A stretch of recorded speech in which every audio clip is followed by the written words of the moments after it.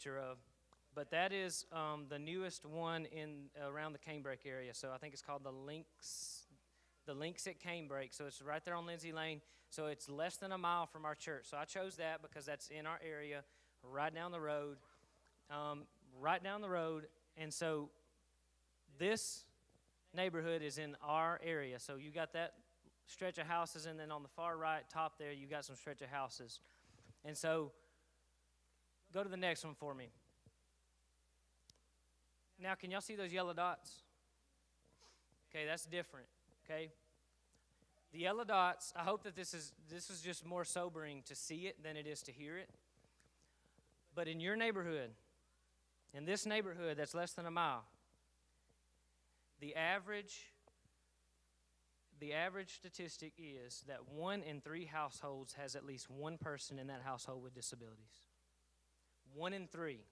So you saw that neighborhood, and now every house that's represented by a yellow dot has someone with a disability in it. Why do we need a ministry at our church?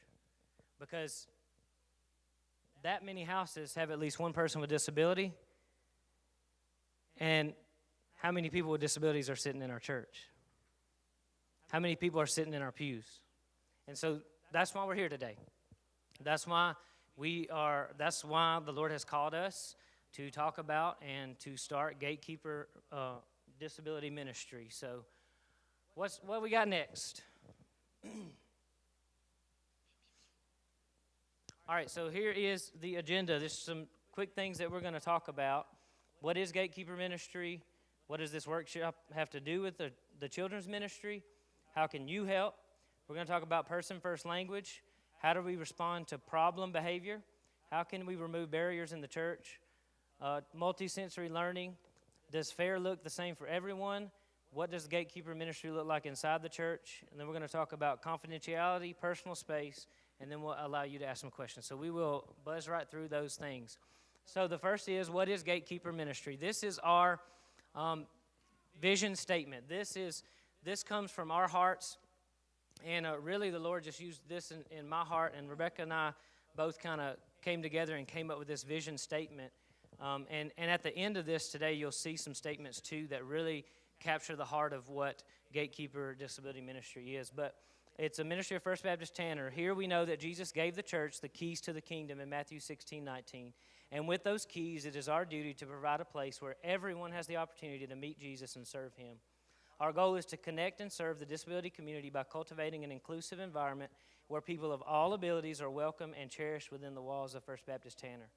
We believe that God gives everyone talents and gifts to glorify him, and our heart is to create a culture where everyone can use those gifts to further the kingdom and serve his church. So that's our vision statement. That's what Gatekeeper Ministry is, okay? And it's not, I know that I'm probably going to jump ahead of us on this, but it's not a separate ministry of the church. This I just want you to know that as we start, and we'll probably say that again. But this isn't just like a separate ministry. This is just like Brother John leading a men's fish fry a few weeks ago.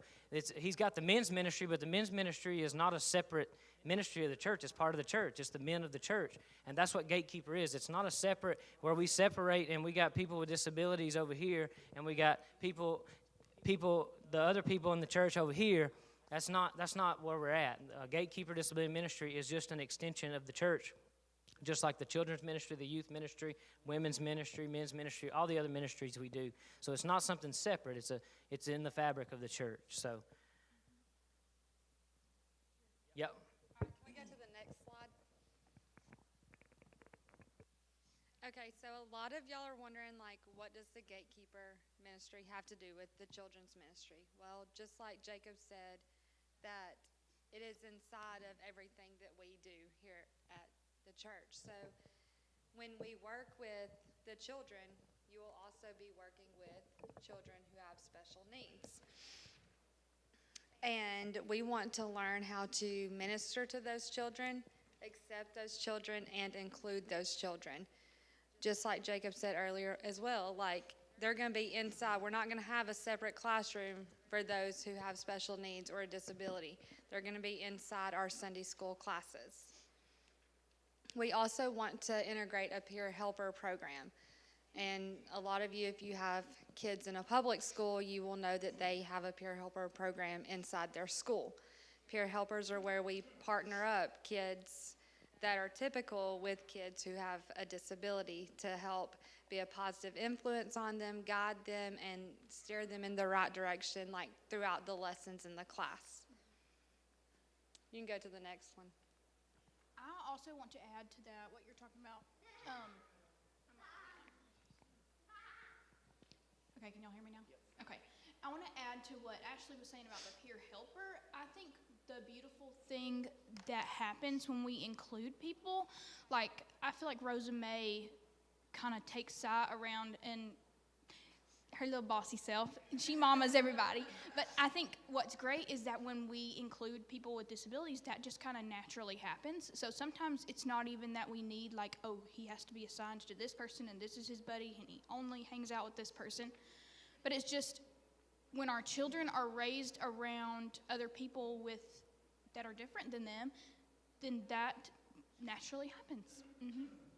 And naturally, they don't see the difference. Mm-hmm. Kids do not see that they're different from one another. It's typically the parents and the family who notices, and that the kids seeing their parents notice, then they start to notice, and it brings it into their relationships with others.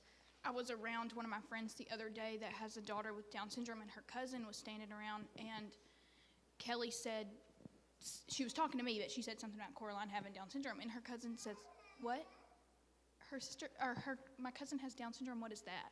And so I think that was really a neat thing to think that, like, children don't see it, and we don't have to talk about it or address it or tell other people. Like, it's just part of who Silas is, and that's all we need to know.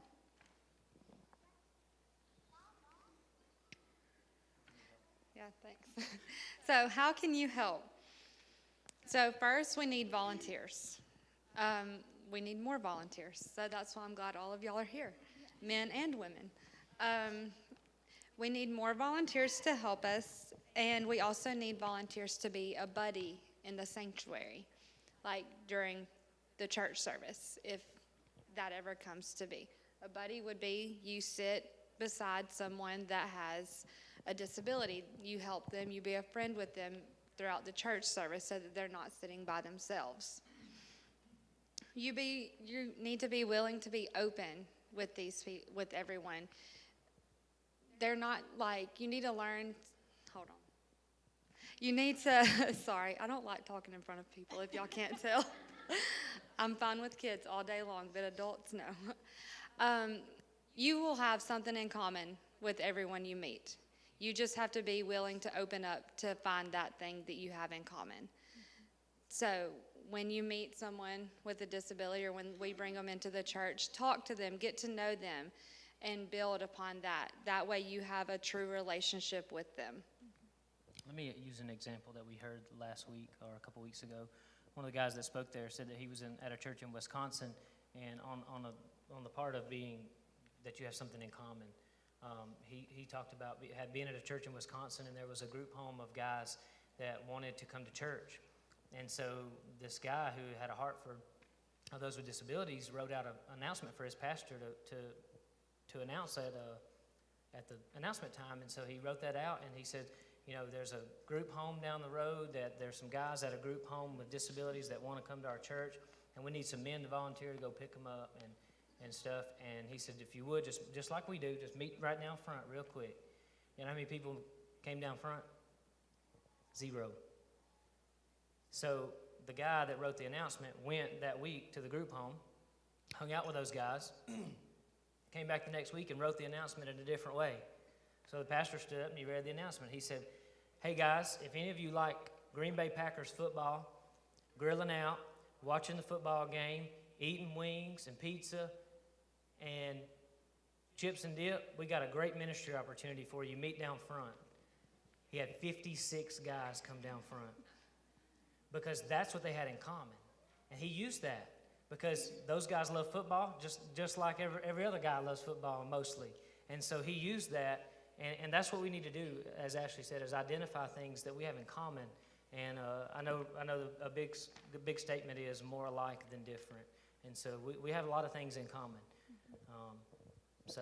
And another big saying that we have within the disability community is that we wish to be known and not known about.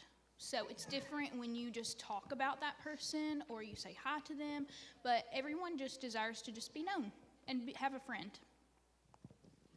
Also, you can help by volunteering with our Gatekeeper ministry on Wednesdays. I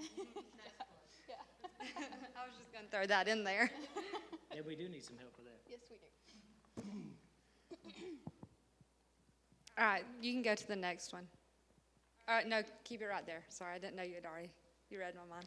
All right, so if you may think that you don't have the gift to volunteer with people who have special needs, but you do. Everyone has a gift that if you don't know your gift, we can help you identify it, and you can serve in that way. We were talking last night about who could help us serve on different things, and we were thinking about different people, and we're like, oh, they have that gift, and I bet you don't even know you have that gift. We'll come to you later and let you know your gift.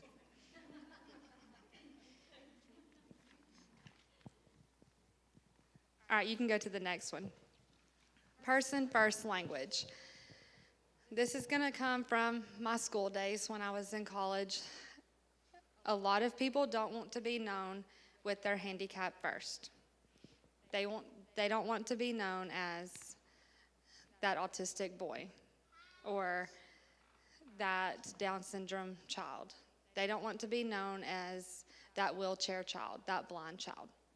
Okay, so we need to be sure that we learn about that person, and some people are fine with having their disability known first. Others are not. So we need to be sure to wait and get to know that person and identify them with how they want to be identified. If it were me, I might not would even want to be known as Ashley with autism. I would want to be known as Ashley. I wouldn't want to bring in my disability. You need to know me first. Do y'all want to add to that?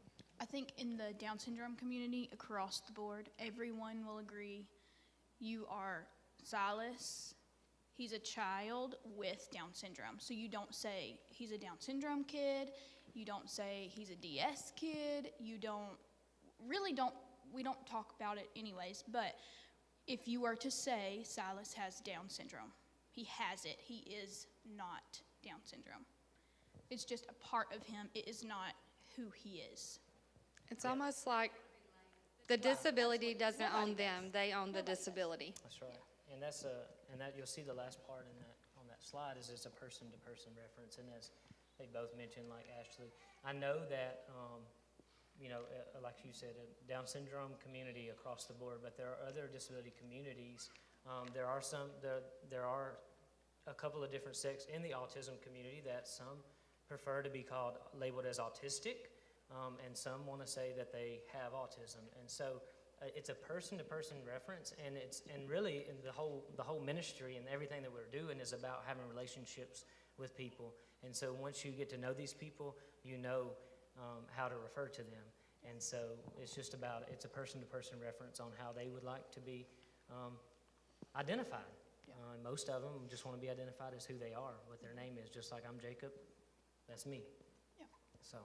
And I also. Like when you talk about someone who uses a wheelchair or someone who is a wheelchair user, those are fine, but like most of the time people that use wheelchairs don't want to be called wheelchair bound. That does not bind them. That actually helps them maneuver about. And then I think like the deaf and blind community are generally okay with that, but if you are ever questioning anything, the correct terminology would be a person with whatever, yeah.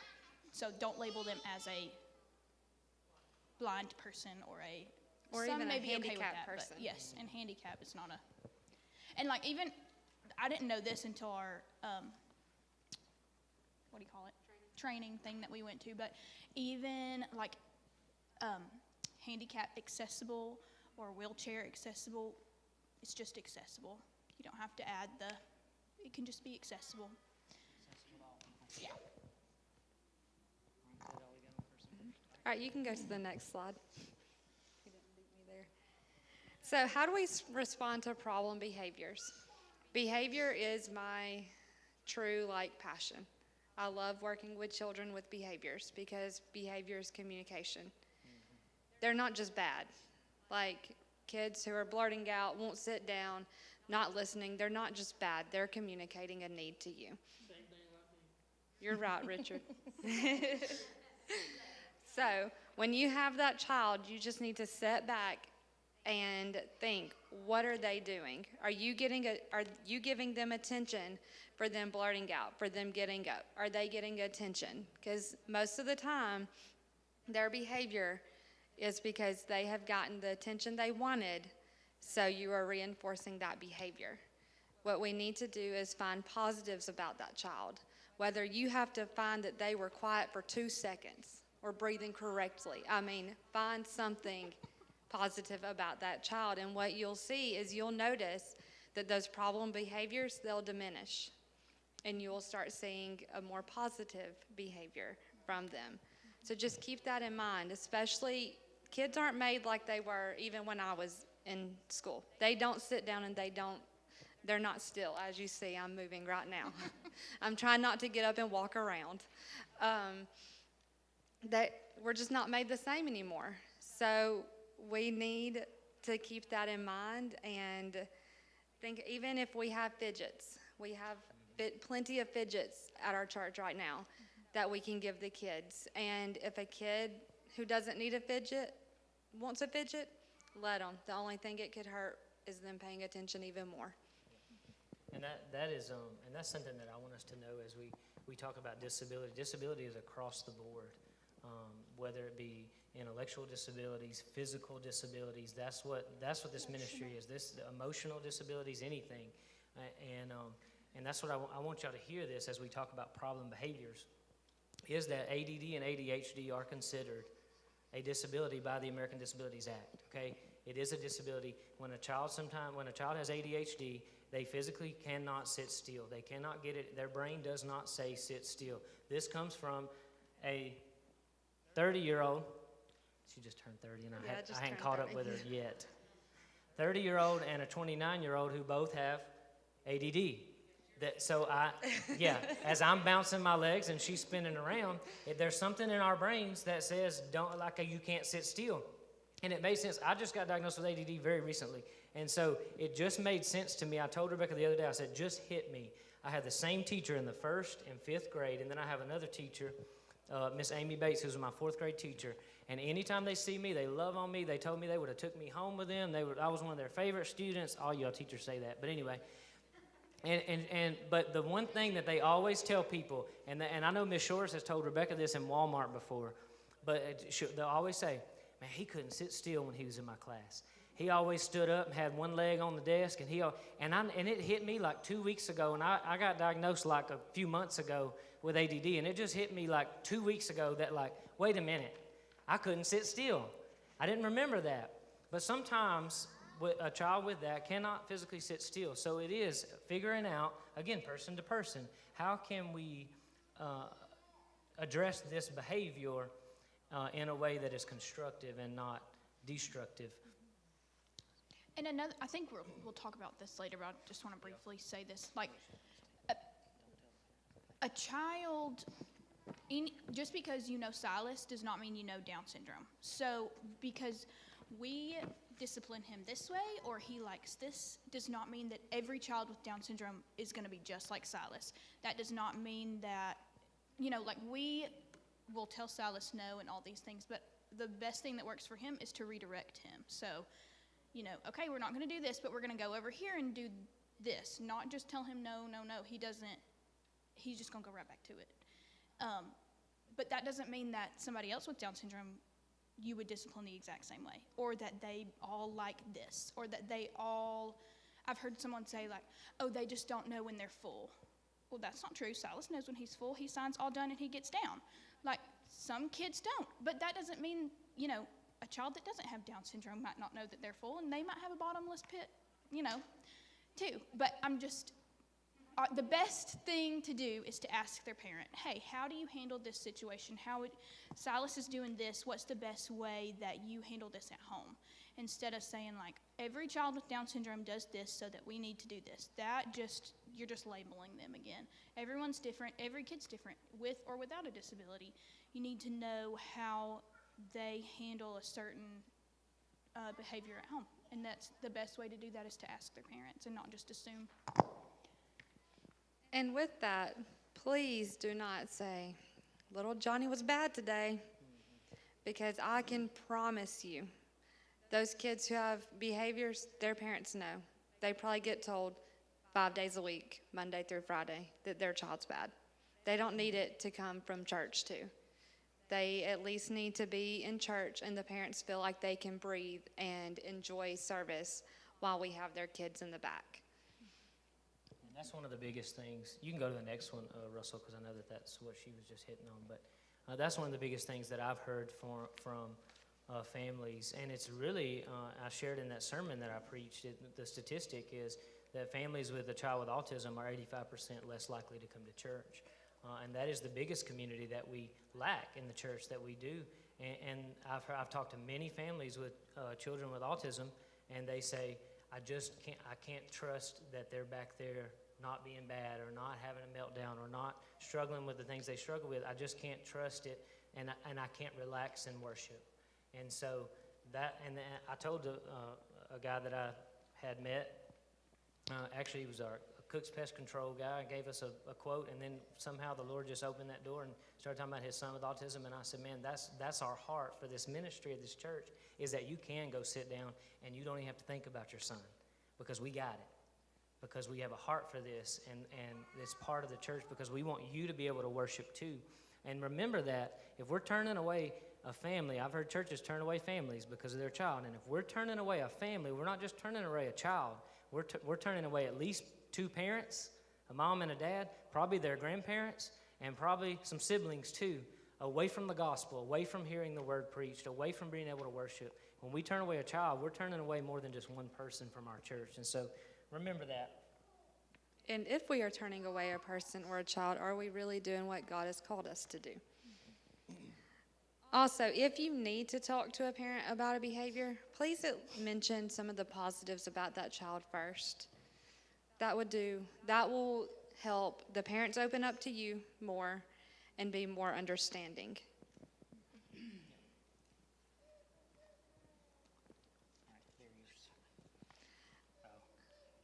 I didn't update this before I printed it, my bad. It's halfway done. So instead of thinking about how we can add a disability ministry to the church, let's think about how we can make our church more accessible to everyone.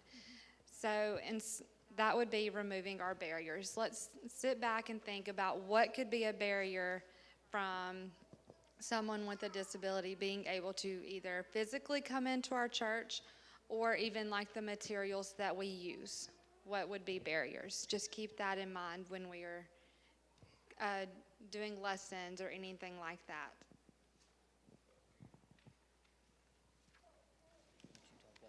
Yeah. And with that being said, multisensory learning. This is a way that we could remove barriers inside the younger children's ministry. Multisensory learning is when you use more than one sense while you're teaching. So we are not just sitting there listening to Noah's Ark story being read.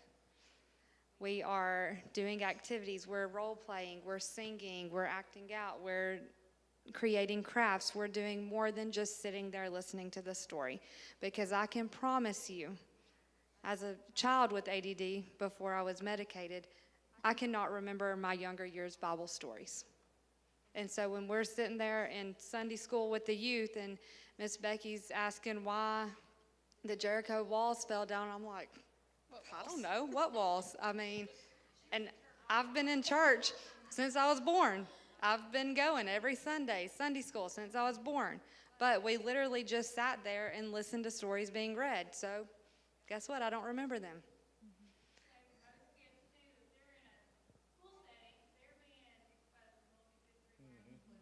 So they're used to that already. And if you need help, yes, I can help you. Molly can help you. Any of us can help you. And I also have examples that we could do on that slide too. So All right, next, does fair look the same for everyone? No. Just because someone is able to get up and walk around doesn't mean that everybody can get up and walk around while the story's being read. And that's just something you have to teach your kids. Fair doesn't look the same for everyone. Just because it's fair for this kid doesn't mean it's fair for this kid. And they might pout the first few weeks, but they will get used to it, I promise. I have kids who walk in the back of my classroom every day while I'm teaching. Some kids want to, and I just tell them that's not what you need. That's what so-and-so needs. And they will get used to it, and they will accept it.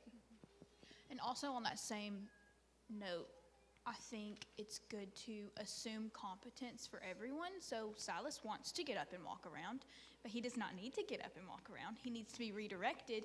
Okay, we're going to sit in our seat, and you may have to say it over. And I hold Si's hand on our way into church, and we sing a song. We're holding hands, we're holding hands, we're holding hands, because he has to be reminded over and over and over again because he wants to run.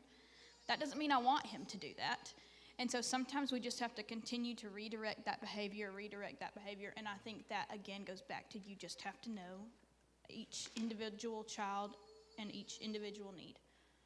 So, walking around might help someone listen, but walking around just distracts Silas. And I think he needs to sit just like every other child in that classroom.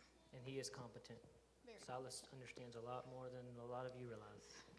He understands a lot. His first day of school was last week, and his teacher said that the first couple minutes took her a minute to get him to sit down in a chair, but she said once he sat down, she said he was fine. They got him to sit down. He didn't shed a tear all day long, and so he understands a lot of things. Just because he can't verbally communicate doesn't mean he doesn't understand what we're saying. He understands a whole lot. He's a smart boy. And I'm not going to lie, you're going to have those kids that will test you to see how much they can get away with. I mean, that's just part of being a kid. I'd do the same thing too. But and if you have if there is a behavior problem in your Sunday school class or in children's church or whatever, we're all here together. This is a ministry, and so Tammy and Janet will be there to help you. We'll be there to help you. Come to us and say, I don't know what to do with Rebecca. Like she just she won't sit still. I don't know what to do. Help me. But please don't let your first reaction be to get all over the kid. Like, let's figure out if there's an issue there and what those problem behaviors are coming from. And if you need help with that, please, there are plenty of people that can help with that. And so you may not know what to do, but there's a lot of people here that do, and that we can help you with that. And just be willing to learn and be educated on that. Hold on. And sorry, do you want to? Okay. I was just going to say, I was talking to Bill before we started, and he's like, I don't really know what I can do because I teach a Sunday school class, and so I'm just here to listen about what's going on. But our goal is to have people of all ages in all of their correct Sunday school classes. So one day you may have someone with a disability in your room, and they may be talking while you're trying to teach and all that stuff, and that would be an opportunity for you to come to us and say, okay, what can we do to help him be able to sit in class and not disrupt? Because that's not our goal either. We just want everyone to be able to come into class and participate just like everyone else does. Yeah, this ministry, Gatekeeper Ministry, is not a children's ministry. This is across the board. And you've got our vision statement, but you'll get some things here at the end in one of our last slides about really what the heart of it. But this is a ministry that we're integrating all across the board of our church. This is from children, what do they say, from 8 to 80, okay? Like, this is all the way up. we are also going to hand out children information forms for parents to fill out so that we do have information on every child that we have, whether it be the things they like, their triggers, because no matter who you are, you're going to have a trigger that upsets you. So, it would be good to know for every child that we have in our children's program. You're right. We might need a whole adult information. What is it, Ricky? I need to work on my anger issues. Okay. Well, we'll help you with that. And Jesus, help me on it. Yeah, we'll help you on that. All right. All right, what's next? gatekeeper look like inside the church? I think we just kind of went over that. So we'll go on to confidentiality. You can go to the next one. Thanks. Confidentiality. That is huge. It is not our job to spread what diagnosis everyone has. It is not our job to tell everyone else how to deal with it unless they come and ask. You can't, just like Rebecca was saying, just because Silas, who has Down syndrome, eats goldfish and loves them, doesn't mean Nikki over here with Down syndrome is going to love goldfish. Okay? So everyone's different. We need to remember that. Also, we need to remember that the parents want to talk about more than just their child's disability. Yes, if they want you to know more about it, then they will tell you. But don't go up to them. So, little Susie, she has autism. What's that like? I mean, we don't need to do that. They'll tell us what they want to know about their child. And I was not prepared for this when we went to Si's first IEP meeting this year.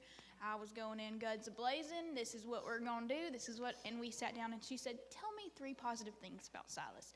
Tell me what Silas likes to do. What does Silas like to eat? And I was like, oh, you want to know Silas, not Down syndrome.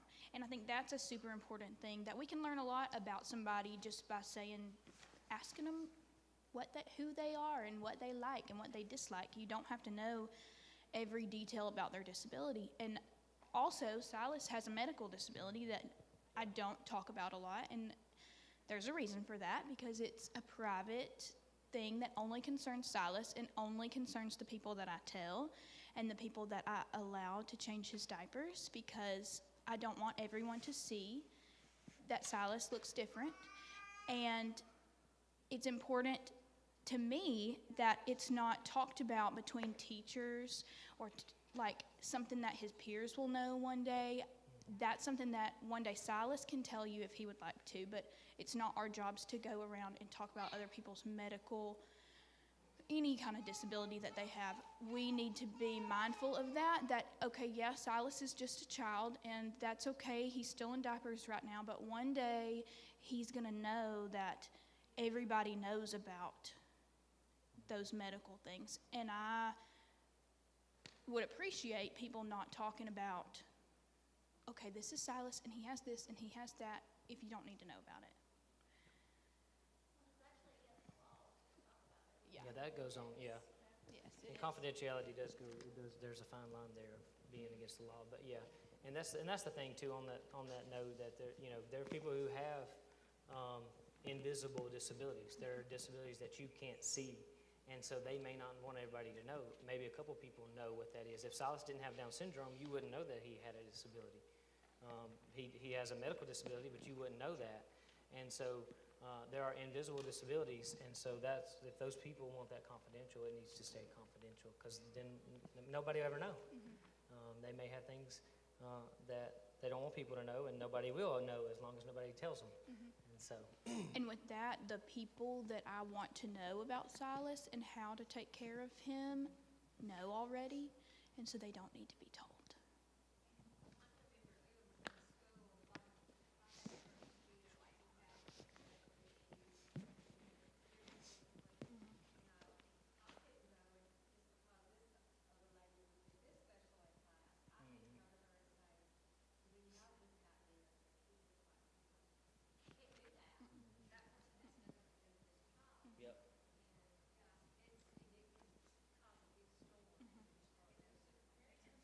And if other people in the church ask you, just say it's not my place to tell. Yeah.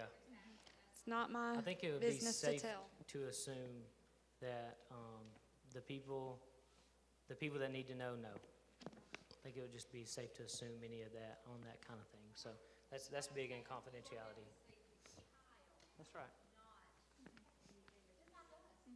Yep. Yeah. Yep. Ashley doesn't want to be known by the fact that she can't stop rocking this chair beside me. Just messing with her. and I'm shaking my foot. Y'all can't see it. Mine's hidden. I'm shaking my foot. Just wait. He did that on purpose. He gave me the wobbly chair on purpose. Talk to you in a minute. What you got, Richard? Can I borrow that microphone a little bit? In just a few minutes, you can. When we get done, you can. Okay. All right. What we got next? Personal space. This really hit me also. I didn't add it on here. Just because they have a disability does not mean you have to talk slow or yell to them. Yeah. Big time. It just hit me thinking about it right now. Yeah. In the training, they they acted it out, and it hit me like I've probably done this. Yeah. Like, hey, how are you doing today? I mean, you can If they're talk deaf, to they them can't hear normal. you anyway, so don't You yell know, at them. you don't have to talk and get in their face, and they can hear you. Yeah. Yeah. Also, I like my personal space. Y'all like y'all's personal space. They probably, some of them want to cuddle, want to hug you, and they will initiate that. Not everyone wants you to be in their face and hug you, and because that can actually end up causing them to be overwhelmed, and you may at some point get hit, and it's going to be your own fault. You shouldn't have gotten in their face. Silas likes to growl at people. If you've ever been growled at, it's because he didn't want you to pick him up, and Yeah. you did it anyways. He's a growler. Lauren Garrett loves loves hugs. hugs. So y'all just, as soon as we get done, just go up there and give her a big hug. I'm just kidding. She needs her personal space. Only because you pushed her personal space. I'll be the one to get hit after y'all all go hug her. No, I'm just But kidding. some kids do love to be hugged, and they will initiate that. They will come up to you first, but some kids do not, and they let you know in a way that will get your attention that they do not like to be hugged. And I that don't want to goes- hear you crying. No, I'm just kidding. And that goes across the board, though. That's just, again, as we talk about these things, we say we all, like what Kim said, we all want to, and that goes to, there's some people who are huggers. Y'all know me, I'll come up and give a hug. That's why I was messing around with Lauren. I like to go give Lauren a hug, and she likes her personal space. But I'm a hugger, but Lauren's not. And so that doesn't have to do with special needs or disability. I'm a hugger, Lauren's not. It's the same way with kids. When we're doing children's ministry, some kids need that affection. Some kids don't get that affection, but some don't. Some don't need that, and they don't want it. And so we just have to, again, person to person. And I do want to Relationship. say this has nothing to do with personal space. Just because a child looks like they have it all put together, the family has it all put together, does not mean that they have it all put together. They could be going home to a very rough life, even if they have a nice house. They could be going home to families that don't give them any attention. I mean, just because they look normal and they come to church every Sunday does not mean that they have that normal life with that loving family. Yep, that's right. We're on to the next one. All right. That last slide, and that's the one you want to, that's the one that I was referring to that we would get to as some things, but let me just read that to you, and then I'll tell you what that picture is about. Well, it says, at First Baptist Church Tanner, we want to embrace people of all abilities into the fabric of worship, fellowship, and outreach. Disability ministry is not necessarily about creating a new ministry, but ensuring that existing ministries are accessible and welcoming to people of all abilities. Okay? Richard went into Jason's Sunday school class this morning. And so it's not about having a Gatekeeper ministry Sunday school class. It's about making sure that every place is accessible for all people. And so the guy, we took this with his permission. He gave it to us. But one of the guys that spoke at our conference, he asked, which portrait describes the community that you are part of? What role might you play in changing the landscape? And so he used this little illustration of, you got the main part of the church there on the far left that's exclusion. So there's nobody with disabilities even in the picture. Then you have segregation. You have people with disabilities represented by the colored dots there, and then the church as a whole represented by the others. Am I not saying it right? Okay, I just want to make sure. And then, so then integration is what we do strive for but he even went even further. But integration is now you have the colored dots inside the church, mingled in, and then but they're still in a certain section of that. They're still all together in a certain section. And then inclusion, again, is what we strive for, but now they're mingled throughout the church, which is what we're talking about. And then finally, what he really talked about and what he really hit is that everybody wants to belong.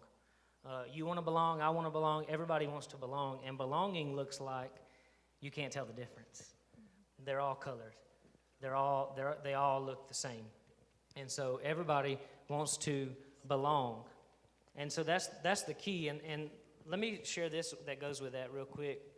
One of the things that he said is he does statistics on churches with disability ministries. He actually studies all this. He's a statistical scientist or something?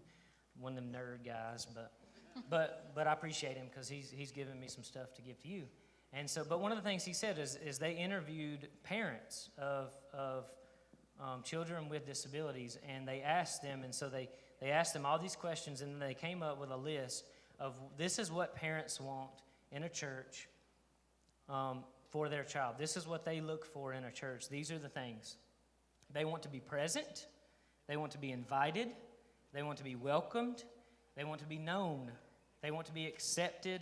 They want to be supported. They want to be cared for. They want to be befriended. And they want to be needed. And they want to be loved.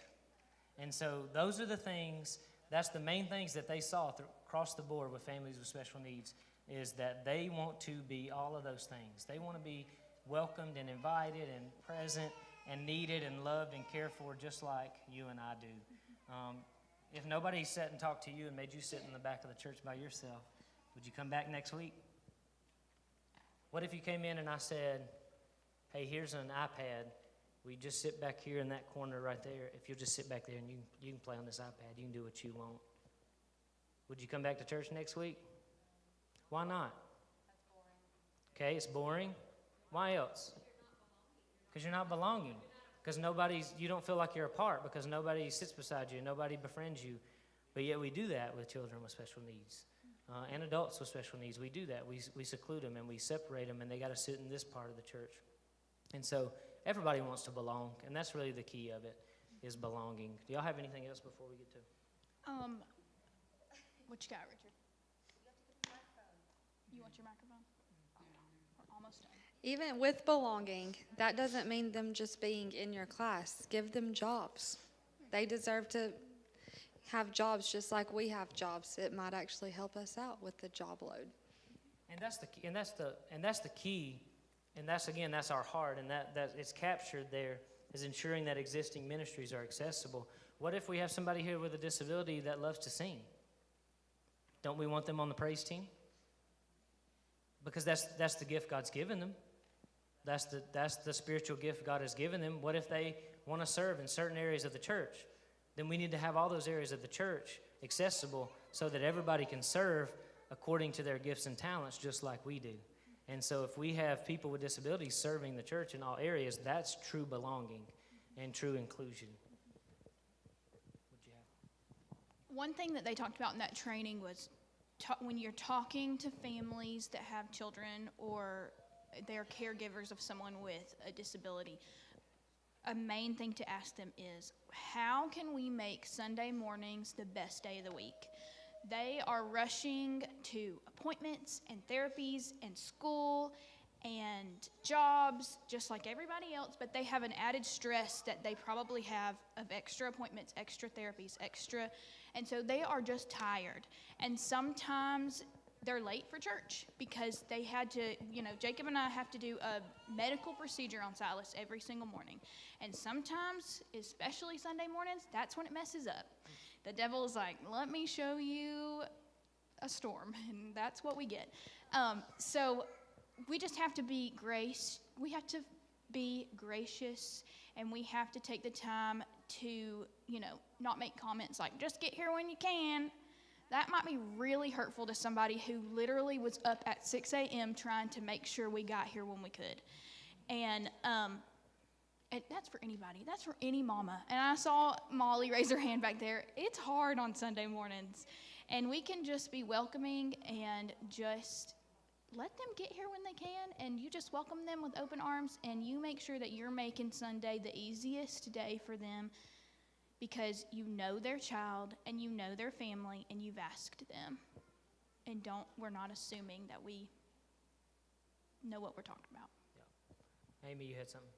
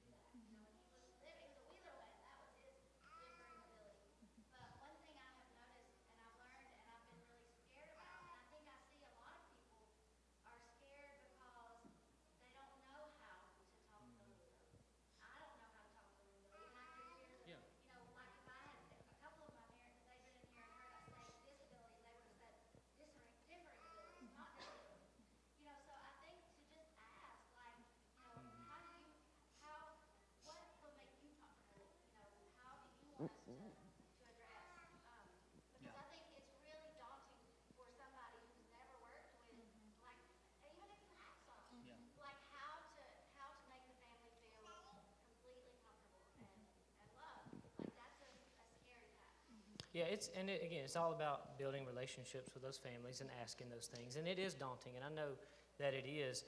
Don't let it intimidate you too much into not wanting to ask those questions. And again, come to us and say, how can I approach this with this family because I think I messed up or whatever. But it's really funny that you said that, because the next thing that I had written on my notes from that conference, and I wasn't even going to say it, but is one of the quotes that he said was, saying the wrong thing is better than saying nothing at all. And so sometimes they just want to be known, and sometimes you may mess up. Sometimes you may say, oh, is Silas a Down syndrome kid? But that's the wrong way to say it, but it's okay because you're trying to get to know Silas. And we've had plenty of people, especially older generations of our grandparents and stuff, that don't know nothing about what to say or the right way to say it, but they love Silas. Like we've got great aunts and uncles that if you talk about, if somebody is like super first person first language Nazi, then they would slaughter my aunts and uncles, okay, my great aunts and uncles. But you know what? They love Silas. Man, I'm talking about they love Silas. They take him home and they keep him if they could. So don't, and that's a great point, but try not to get too daunted by that, and just build relationships and know what these families and these folks want. And so we are into the Q&A. You can go ahead and, did y'all have anything else? All right, we are into as long as you're sincere. Yeah. Parents can tell when you're sincere, or when Silas can tell if you're sincere. Or when it's like, oh, I feel like I have to ask these questions about your child, or because in my mind, I think of a child, my mama still says I'm her child. So it doesn't have to be a young child, when you're talking about them. Just as long as you're sincere, they can tell when you're sincere.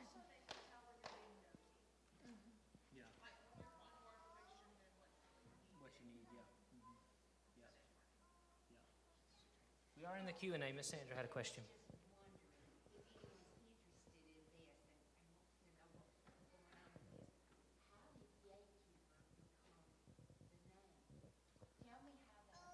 So Gatekeeper became the name. That was the title of the sermon that I preached back. And I was really just preaching my vision for this ministry. And so that became the name because we believe that Jesus gave the keys to the kingdom to the church. He tells Peter, because of your profession that you made, that I am the Son of God, I'm going to build my church on you. So we know the church is built on the rock, Peter. But he says, I'm going to give the keys to you. And so the only institution on the planet Earth that has the keys to the kingdom of heaven is the church. And if anybody's going to get to the kingdom of heaven, they got to go through Jesus and they got to go through the church. And again, it could be the extension of the church. I'm not saying they have to come in the doors, but it could be the extension of the church, that you have a church and you go share a gospel with somebody. But it's all about the Christians have been given the keys to the kingdom, and we're the gatekeepers of heaven. And that's right, we have the keys. And so we need to be better gatekeepers of that by allowing everybody to have an opportunity to go in the gate. And statistically, the church has not done a good enough job. Yeah. Not ours. I'm not saying our church, the church in general. I mean, people with autism are 85% less likely to be members of a church.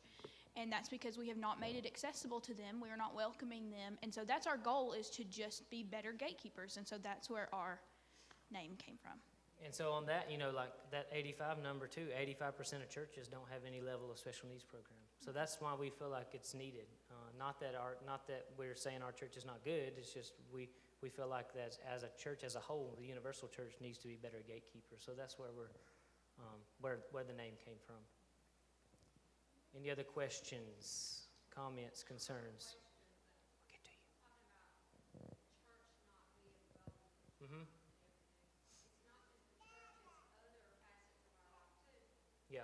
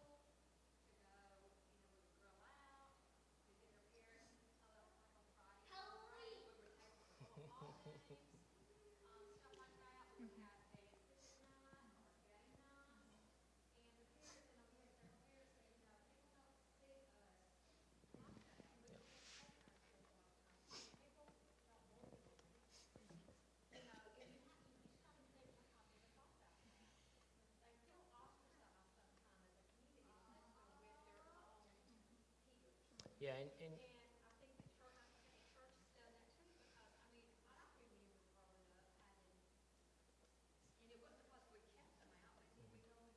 that's right. That's the key, I think.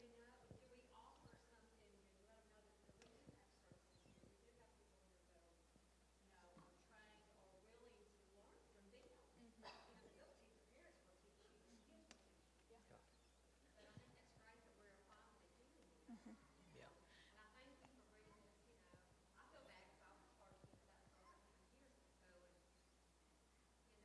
Yeah, and that's the thing too. You may say, "Well, I've never said, and I don't want nobody here." But the question is, what have we done to go out and welcome, or to not, right?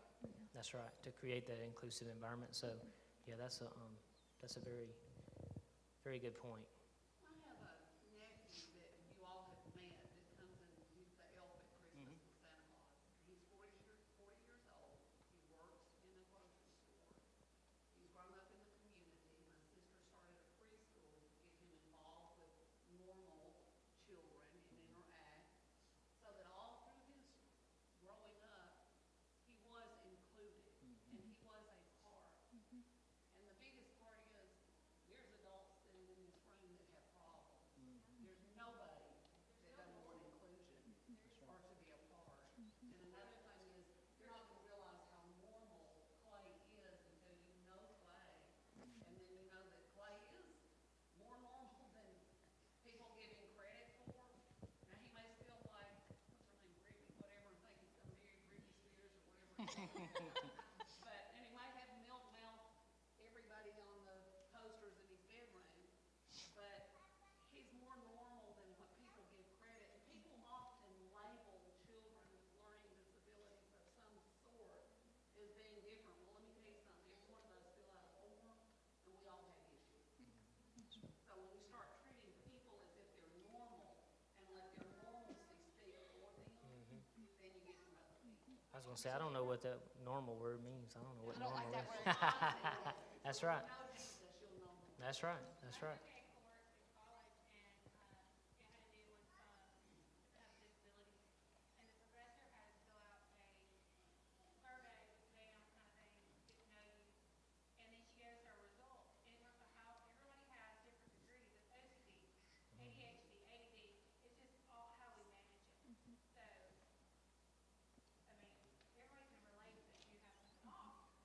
Yeah. Yeah.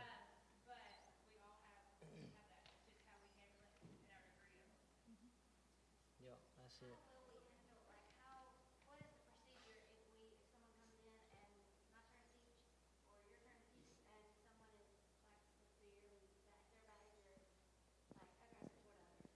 You can come get me.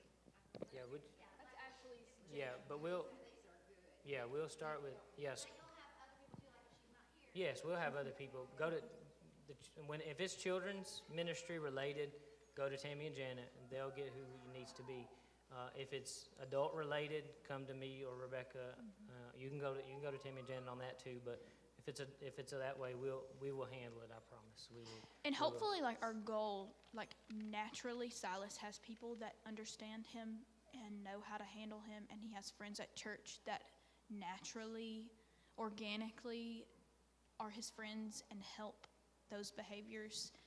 And our goal is to eventually, when someone first comes, we have to get to know them, obviously. But our goal is that there are people in place so you don't feel like you're doing it all by yourself. And there are going to be people that probably need an extra hand or need a peer helper or even an adult helper in there in that class. And hopefully we will get to that point to where we can. But Ashley's jam is behavioral. Yep. So.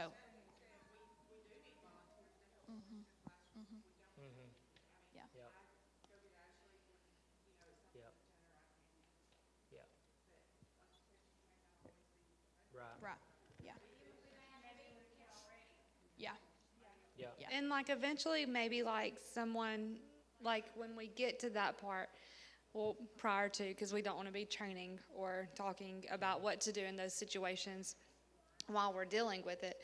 But someone who is interested, like I can get with you and then we can talk about different strategies to like de-escalate students or kids and stuff like that so that you know what to do in the case that I'm not here or I'm with another child. Yeah, if anybody, and so feel free to come to us if you have a heart for anything like that, because that is there's a need for that. And so, and again, as what Ashley was just alluding to, we want to be ready. It's not a wait until, and we do have people with disabilities in our church, but it's not a wait until all these people with disabilities come to our church, and then we'll figure out and we'll get ready for it. It's to be ready, because it's the whole preparing for the harvest. We know that God, so we know that God's called our church to this ministry, and so we know God's going to send people, and so we just need to be ready for it. We just need to be ready for it. So it's preparing for those type of things. Building the ark. Ooh, I like that. How are we getting I don't want to say advertising, but I've had, look, again, that's someone, good word to use. How are we advertising that this is something? So right now we've started every other week. The Bertie Thornton Center will come on Wednesdays, and they come. We are planning to do a meet and greet with the members and their families for a dinner. And then we are with the Bertie Thornton Center, and like all of the members that come with us, we want to invite their families to a meet and greet dinner that is smaller, just like with the workers, and we're hopefully going to have the youth to serve. And then hopefully that will lead into inviting them to our Thanksgiving dinner to have the families. But we want the families to feel comfortable with a couple of people in the church before they come, because we don't want them to feel out of place or excluded. Yeah, and so so I got you. So we do have a Facebook page that anybody can join. It's the Gatekeeper Disability Ministry Facebook page, and then we have that, and then so I was just thinking through some things over the course of this week. Tanner Elementary School has been very good about letting us send things home with them as far as all the students as a whole, like a flyer for our Easter egg hunt that we had. And so I would like to get to the high school and the elementary school special needs departments and be able to send them some information about Gatekeeper Ministry, send them this vision statement that we have, and just say, this is our church, this is what our church does, we have a place for you. And so anything like that, but I'm going to be getting some things like that together, basically like an invitation for that. Hold on just a second, Mary. What you got? I'm saying we make an Instagram page, because I think that would be so slay. Okay. Yeah. I think we could do that. I was just gonna say, is there a bullet like on the Facebook, or not Facebook, but on the FBC Yeah, we're in the process of getting that set up, just to have a tag for that. Yeah.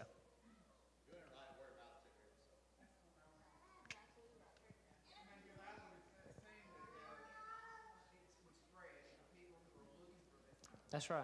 It will.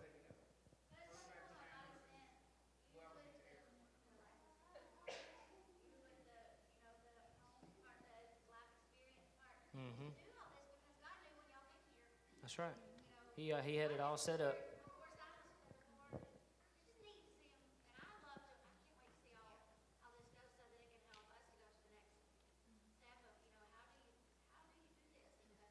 And I hope that we can be, and that's what I'm so thankful again. I just want to tell you how thankful I am that all of you showed up today. It blesses my heart to have all of you here, and I'm very thankful that you are all here. And that's where I hope that we can get to a point where we're a model for other churches to start a disability ministry, not because of something we did, but because of how God's using us, like you said. What's crazy is that the crazy thing is it's not just us three sitting up here. There are people out there that have all of the Aldridge family has experience with special needs, and then Kim. I mean, she taught, like, there are people sprinkled throughout our church that have experience in these things that God just wants to bring together to just cultivate this ministry. And Chrissy has a parent experience, and That's now right. she is about to have school experience. That's right. So we're Sorry to very put you on the excited for spot. that. Yes, I'm excited for that. So, any other questions? Comment, I like it called Gatekeeper Ministry, better than Disability Ministry. Yeah, I agree with that. The only reason we did that is because we want it to be known what it is. Mm-hmm. Yeah, I got you. Any other? Yes, thank y'all for being here. Thank you for being here for this brief meeting. What you got, Richard? Come here, what do you want to say? What you gonna say? You don't want to look at it? All right, you tell me. What you got? I want to pray my mom and my dad, Okay. and they're on drugs and everything, and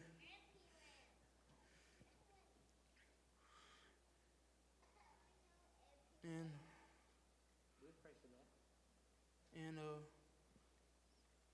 my dad is on the wrong thing and everything, and my mom is on drinking stuff and everything. Well, we can definitely pray. I bet all these people out here will pray for your mom and dad too. Yes, sir. Thank you for sharing that. They all gonna say they're gonna pray for you. So thank you for sharing that. So thank you for sharing that. Well, thank y'all so much for, and we do need, I will say this, this is a shameless plug. Every other Wednesday, we will not have it, it's not this Wednesday, right, Elizabeth? Thank you, Elizabeth. Elizabeth sets all this up for us. But some of our people that help us on Wednesdays, every other Wednesday, so it's not this coming Wednesday, but next Wednesday, and we every other Wednesday after that. Some of the people that help us with that ministry on Wednesdays will be out of commission for a little while, or teaching, and so, or having a baby, or surgeries, or other things. So we do need some volunteers that may be available on Wednesdays during the day. I know that some of you teach. I know that some of you have a job. Yeah, it's 9 to 1 on Wednesday, every other Wednesday. And so we will need some volunteers to help us with that. Because And we'll get a sign-up sheet. That way we don't have Yeah, we that way don't you're need not all like 10 showing up people at- at one time. But I mean, maybe once a month or something. If you guys would be available to do that, we'll create a sign-up sheet. And it's I know you'll be nothing, there. Richard it's will be there. nothing heavy lifting or anything like that. It's just being there, being present to help us, sometimes serving food, sometimes helping with crafts, anything like that. So thank y'all so much. I'm so excited about what God's doing at First Baptist Tanner, not just through Gatekeeper, but through all of the ministries that we have here. I know God's really, really working in the life of our church, so I'm so excited about that. Let me just pray for us before we leave. And again, just thank you so much for being here. Father, we just thank you for this day, God. We thank you for the gift of your Son that you sent to die on the cross for everyone, that whosoever believes in him shall have eternal life. Father, I thank you for just as Amy shared, that you put all the pieces together long before we even knew what was going on, Father, and we just praise you for that. We thank you that you've built this ministry. It's not been done by any person, but you've built this ministry at First Baptist Tanner, and we just thank you for calling us to do that, just using us as vessels. We just are so unworthy of those, but blessed to be a part of it, Father. And as we continue cultivating this ministry in our church, I pray for each and every person that stayed for this lunch today and just to listen to what we had to say, Father. I just thank you for them. I praise you for them, and I just pray that you would place on their heart what their gifts in this area may be, Father, so that they could help serve in those ways, and just that they would look to you for their calling and what area they need to be serving in, Father. And again, I just thank you for who you are. I thank you for Richard, who's here today, Father, and the prayer request that he shared. God, we lift up his mom and dad to you, Father. You know the situation, and Father, you know you're the only one who can break those chains of strongholds that they have, that the enemy has on them, Father. So we just lift his parents up to you right now, Father, and his heart is burdened for that. He shared that with all these people, God, and we just thank you for his heart in that. Again, we just thank you for who you are, most of all, that you sent your son to die on the cross so we could have an opportunity to even be here today, Father. In Jesus' name we pray. Amen.